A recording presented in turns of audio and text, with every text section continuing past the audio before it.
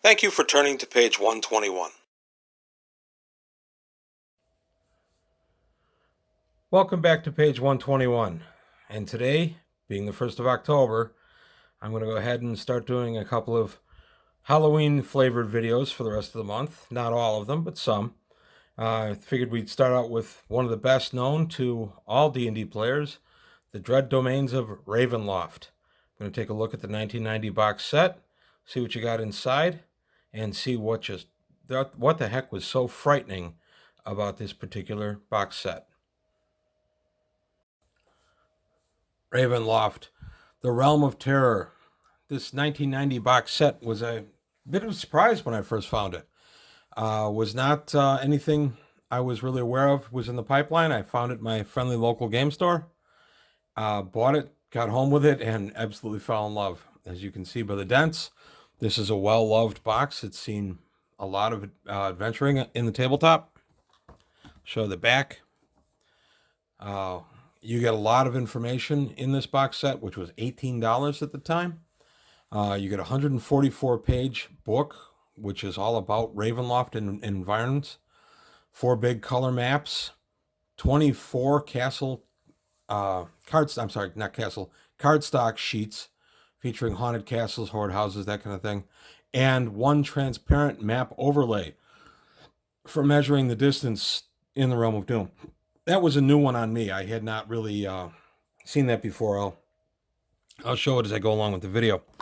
So this was out in 1990 and took its name from the 1983 module Ravenloft. It was module I6, and there was a sequel to that, module I10. I'm going to make a bitter confession now. I wasn't a real fan of either module. I don't care for a ton of gothic flavor in my D&D.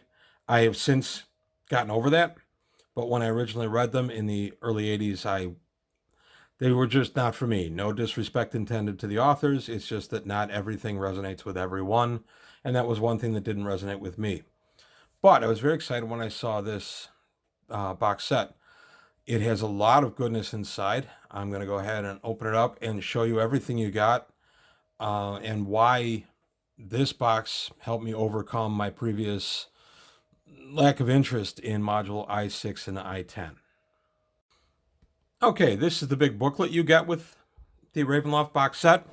Obviously just the same cover art as the box set itself, but inside all kinds of goodies.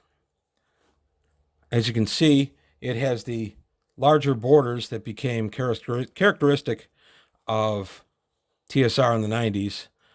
Big borders save on word count.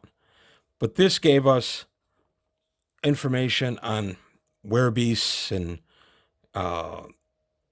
Ravenloft itself, Castle Ravenloft, which is what the realm is named for, but also a look at a bunch of the other lands, the lands of the core, Valakin, Verbrek, Nova Vasa, Sithicus, and all the horrible creatures that lurk within the Islands of Terror, which I've never actually used, but we also got a section on the Who's Doomed of Ravenloft.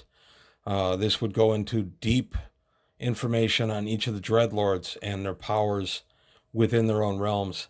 Anybody not familiar with Ravenloft itself as a play setting, you generally enter it through mystical mists. The origin of Ravenloft is not known. We don't know who sets up the mists and calls certain things in and doesn't call others in. Each realm is ruled by a lord that has supreme power within that realm, but is also trapped in that realm, and in some cases or in all cases, is being punished some way for some deed in the past. Mostly they have to relive that particular deed.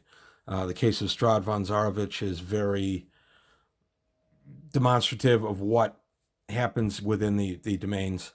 Strahd fell in love with his brother's intended on their wedding day.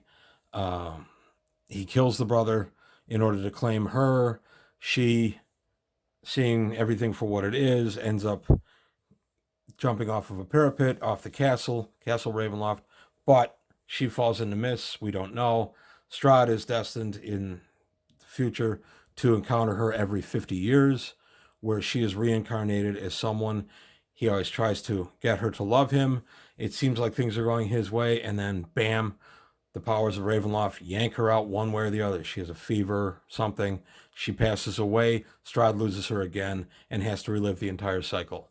So that's pretty much what Ravenloft is. It's a punishment land. It's strange to me as a DM because there are also plenty of innocents in Ravenloft, which makes you scratch your head and say, well, if this is a punishment to, harm the lords that have deserved this punishment, how come there are innocent people here? But I don't dive too deep into that mechanic. It's more fun to just play. So usually the player characters will just go ahead and arrive in whatever realm they're going to be in through the mists. Importantly, unless the Lord forbids it, everyone but the lords can pass between lands. So this map that I showed earlier, one of 4 in the box set, I'm going to go in a little closer. I can go ahead and I can pass between any of those borders, but the Lord of the Realm can't, which is part of their punishment. They are actually trapped there, and a lot of the stories in Ravenloft revolve around the Lord trying to escape his punishment one way or the other. So Ravenloft changed a lot of undead, made undead front and center throughout the product and the dozens of supplements afterward. Undead, golems, ghosts, any kind of creepy crawly thing. Werewolves are very plentiful in Ravenloft. And it gave dozens of supplements and about 18 or 20 novels that were set in Ravenloft, some of which are excellent. Later this month, I'm going to take a look at the Strahd duo of novels by P.N. Elrod. Those are excellent in my opinion. So back to this, you got a lot of information, and pretty much all of this was new. There wasn't a ton of this stuff hinted in other products, not in Dragon Magazine, and this gave you an entire new universe you could go ahead and run, but you could also run it in conjunction with yours. For instance, mine would see the player characters in Greyhawk, stumble through the mists, end up in Ravenloft for, 4 or 5 games, and then one way or the other, either through death, ending the campaign, or escape, which was more common, they would get out of Ravenloft. So, and that's the common way to run Ravenloft. You just go ahead and you bring the player characters in, expose them to horror, and then have them leave. A lot of H.P. Lovecraft flavor in these. Horror is a big element of it. There are actually horror checks you have to make as you're witnessing these horrible things in Ravenloft. And a lot of ways to die in Ravenloft. Undead are quite powerful. Turning undead is much more difficult in Ravenloft, especially if their lord is nearby. In some cases, it's impossible.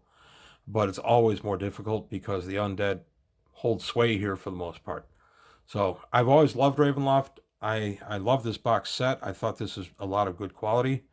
For instance, you got, in addition to that very thick book, 24 rather beautiful cards. And on the back, there you go. That's Aslan's Castle. Aslan is the Lord of Darkhan. He's actually native to Greyhawk. So I was able to work that into my campaign a little bit when they had to deal with not Aslan himself, but some of his minions. All these cards are very nicely presented with the adventure hook in the back. This card has the Tables of Terror, fear checks, the turning of undead in Ravenloft, horror check modifiers, what your undead would be by hit dice, undead that just flat can't be turned in Ravenloft. There was a lot for the imagination in Ravenloft. And you can make it your own. If you didn't like the way a certain thing played, you just go ahead and you change it. I've always done that with D&D anyway, but Ravenloft really invited it. So I'm not going to go through all 24 cards. Those are the main ones I thought were important. As you can see, the artwork I consider to be very nice. I'm a fan of old TSR artwork. The other thing you got in this box set, which made it worthwhile, is the poster hanging behind there that I opened with. You got 3 others that showed individual domains and their environs. They were all multiple places, other than the big one, which showed the whole layout. So there you go. There were 4 of these. I really consider these to be very useful.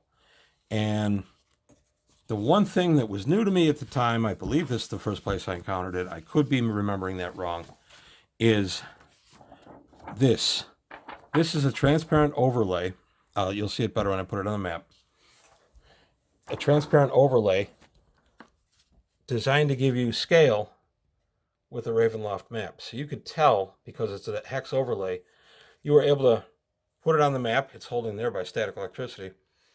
And you could lay it on the map, and you could tell travel distances or distances between capitals, whatever you needed at the moment, without having to mar the map up with a big grid.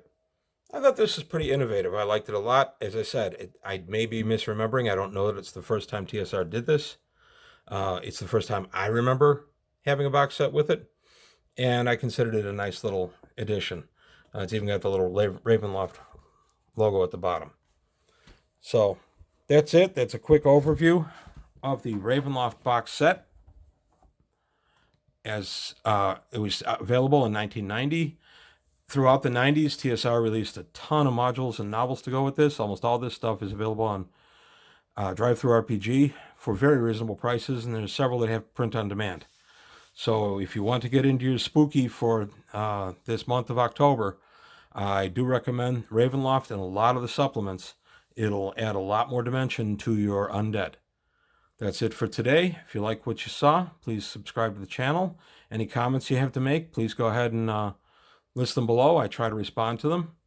And that's it for today from page 121. Thanks for watching. Well, that closes the book on another episode of page 121. Please leave your comments below, and if you enjoyed what you saw, go ahead and hit the like button and subscribe to the channel.